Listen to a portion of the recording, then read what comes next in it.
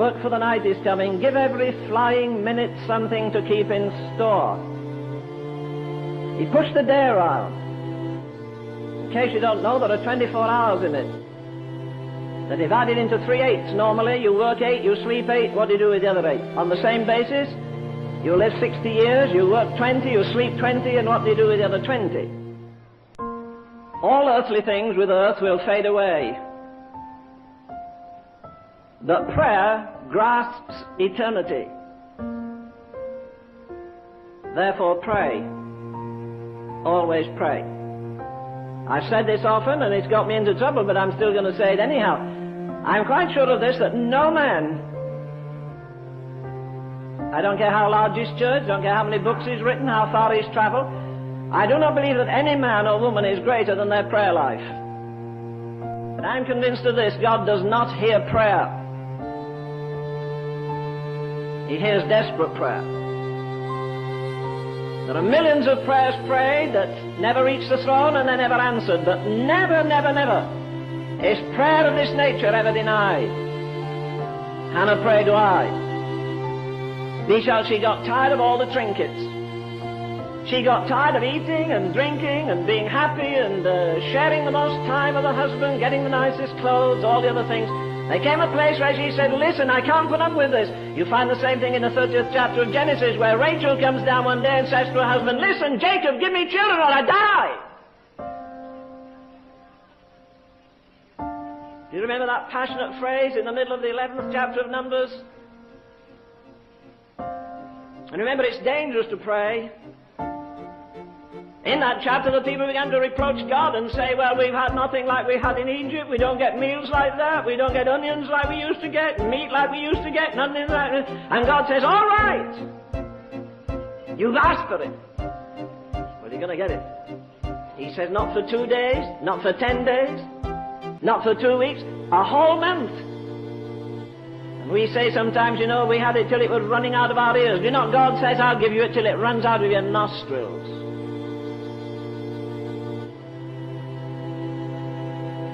And Moses, the man of God, says, "Listen, I've got a murmuring, complaining people." God says, "Well, they complain more to me than they do to you anyhow." But Moses says, "Don't leave this burden upon me. If you do, kill me." That's pretty desperate praying, isn't it? Because if you're going to be a preacher or a missionary, if you're not known in hell, well, I don't think you're worth much anyhow. Some demons one day pounced on a preacher. Matter of fact, they beat a few preachers up.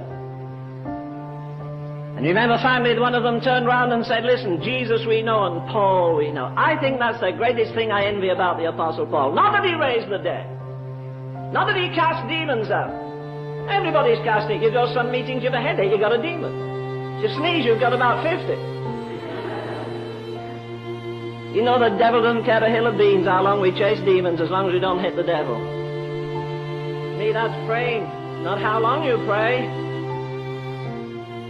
So sometimes we kind of think all we have to do is send a 5-word telegram to heaven and all eternity will operate for us. Forget it, that's not true. It always startles me that the disciples never said to Jesus, "Lord, teach us to preach." They heard the greatest sermon ever preached by the greatest man that ever lived, the Sermon on the Mount, and yet not one of them ever said, "Lord, teach me to preach." They never said, "Lord, teach us to do miracles." They did say, "Lord, teach us to pray." Prayer is not a position, whether you kneel or face the east. Prayer is not a position, it's a disposition. That's why the Apostle Paul says that it is possible to get to that place where you pray without ceasing, where every moment of your life you're in an attitude of relationship to Him, not for something you want, but that somehow God might come again and breathe. You see, the answer to America tonight is not in the White House, forget it. The answer to America is in God's house. You know, I'm so simple that I thought a year ago God was writing the last chapter of history as we know it. And I don't think that anymore. I don't believe He is writing the last chapter. I believe He's writing the last page. And it says, "The Lord whom ye seek." Well, let's wait a minute. Are we seeking the Lord? Now when I say that, I'm not thinking about Bethany Fellowship, I'm thinking of the Church of God generally. Is the church seeking the Lord tonight, or is she seeking success? Is she seeking miracles? Is she seeking prosperity? What are we seeking? The Scripture says, the Lord whom ye seek shall what? Shall suddenly come to his temple. Don't go out and say like people say, well, I've made up my mind I'm going to pray 4 hours a day after this. Why don't you make your mind up you're running the Olympics tomorrow? You have as much chance.